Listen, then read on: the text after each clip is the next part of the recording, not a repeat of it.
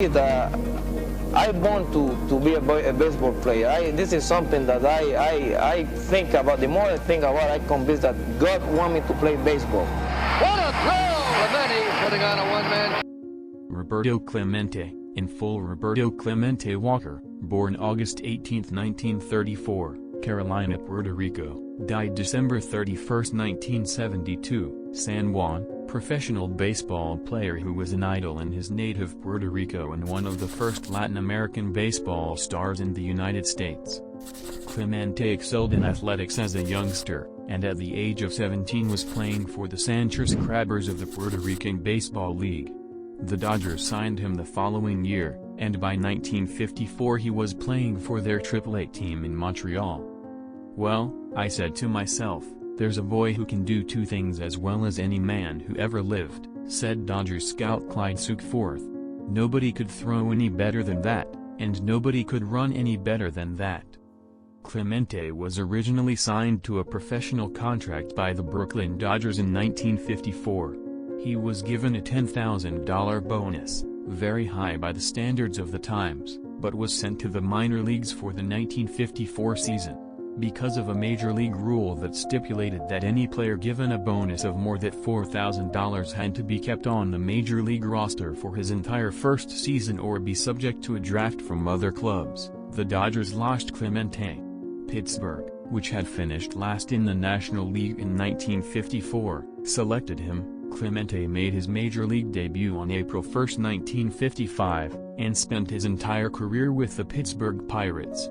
For 18 seasons Clemente delighted fans with his hitting ability, daring base running, and strong throwing arm. His outstanding arm was perhaps his greatest physical asset. He won 12 Gold Gloves, the award given to the best fielding player in each position in the league. Baseball's most talented outfielders are still compared to Clemente. He was also a very good hitter, winning 4 National League batting titles while compiling a lifetime average of .317. In 1972 Clemente got his 3,000th base hit on his very last at-bat as a player. At the time, only 10 other players had reached this mark. Clemente and the Pirates won the NL East that year, but lost to the Reds in 5 games in the National League Championship Series. While Clemente amassed a mountain of impressive statistics during his career, he was often mocked by the print media in the United States for his heavy Spanish accent. Clemente was also subjected to the double discrimination of being a foreigner and being black in a racially segregated society.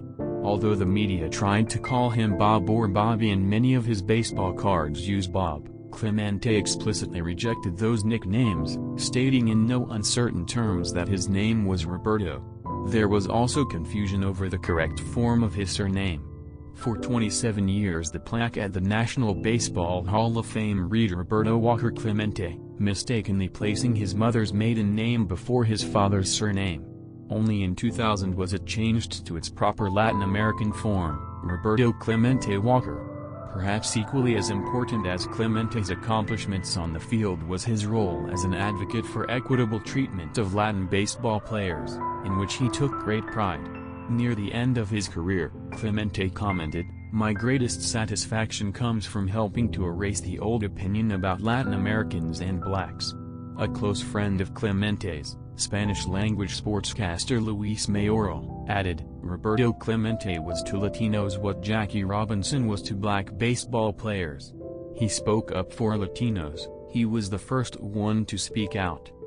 In the off-season, Clemente returned to his homeland, playing winter baseball in the Puerto Rican League, providing baseball clinics to young players, and spending time with his family. He headed relief efforts in Puerto Rico after a massive earthquake hit Nicaragua in late December 1972. When Clemente received reports that the Nicaraguan army had stolen relief supplies meant for the people, he decided to accompany the next supply plane. Shortly after takeoff from the San Juan airport on December 31, 1972, the plane crashed, killing Clemente. The Baseball Hall of Fame in Cooperstown, New York, waived the rule requiring a 5-year wait after retirement, or death, before a player could be elected to the Hall, and in July 1973 Clemente was the first player born in Latin America to be inducted into the National Baseball Shrine. The award, presented annually to a Major League Baseball player for exemplary sportsmanship and community service, was renamed the Roberto Clemente Award in 1973.